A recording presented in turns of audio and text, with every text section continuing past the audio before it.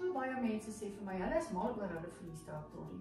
Maar is soveel effort as hulle net wil gaan taps inspeel of as hulle net gou 'n paar balle wil gaan rol in die oggend om hierdie sak uit te haal.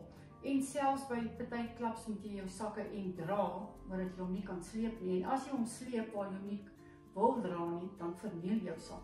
So my freestyle trolley is nog baie mooi, want ek gebruik my sak vir wedstryde en groot toernooie. Maar as ek taps inspeel, het Rykspraatbos nou 'n ander alternatief. Is hierdie lekker dun sakkie. En ek gaan vir julle wys.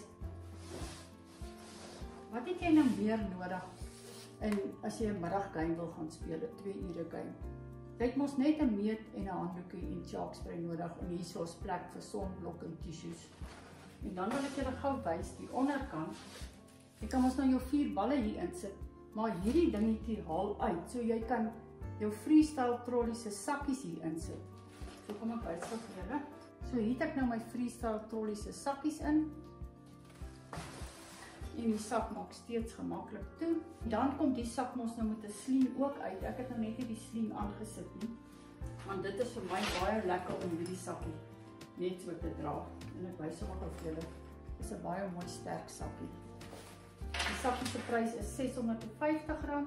Klik op die skakel hierbo en bestel direk in ons katalogus.